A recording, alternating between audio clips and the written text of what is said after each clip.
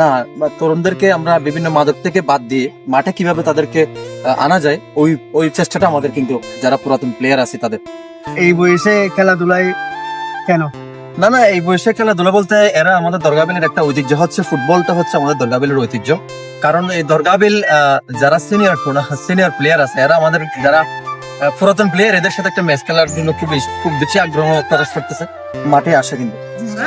তো দরগাবিলের তরুণ প্রজন্মদের যদি দেখা যায় সবসময় খেলাধুলায় ব্যস্ত, এটার আসলে কারণটা কি?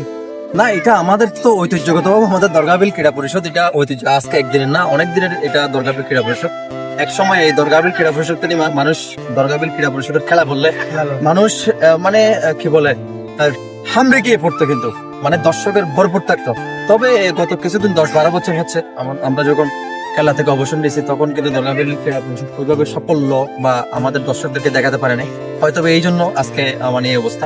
তারপরেও কিন্তু দরগাবিল ক্রীড়া পরিষদ সবসময় চেষ্টা করতেছে, আমরা যারা আছি তারাও চেষ্টা করতেছি, যারা ছোটরা তরুণদেরকে এবং সেক্ষেত্রে দেখলাম এলাকার মেম্বার সহ। হ্যাঁ, উনি তো শেরু, আমাদের বাগিনা শেরু। না, অবশ্যই উনি তো ওরও অবসর নেওয়ার সময় হয়ে যাচ্ছে, না কিন্তু এখনো খেলায় আসক্তি। না, ওইটা মানে এটাকে সাধুবাদ জানাতে হয় যে দরগাবিল ক্রীড়া পরিষদের যে অবভিয়াসলি করা তরুণদেরকে যেভাবে খেলায় আকৃষ্ট করতেছে, এটাকে আসলে সাধুবাদ জানাতে হয়। না, এটা আমি সবসময় চেষ্টা করি। আমার কথা হচ্ছে, আমরা দেখতেছি, আমরা বাইরে থাকলো বা আমরা খেলার থেকে বিরত থাকলো, তারপরেও কিন্তু আমরা আমাদের পরবর্তী প্রজন্ম কিন্তু, যেমন এখানে ফেরু আছে, ফয়সাল আছে, নতুন প্রজন্ম, বাবুল মুনি আছে, এরা কিন্তু চেষ্টা করতেছে, মানে যারা জুনিয়র পার্সন আছে, যারা জুনিয়র খেলোয়াড় আছে, তাদেরকে উদ্বুদ্ধ করার জন্য তারা মানে খেলার মুহূর্ত থেকে চলে আসে, আগ মুহূর্ত থেকে চলে এসে কিন্তু তারা চেষ্টা করতেছে দরগাবিল ক্রীড়া পরিষদকে আবারও সেই জনস্পন্ন অবস্থার মধ্যে নিয়ে যাওয়ার জন্য।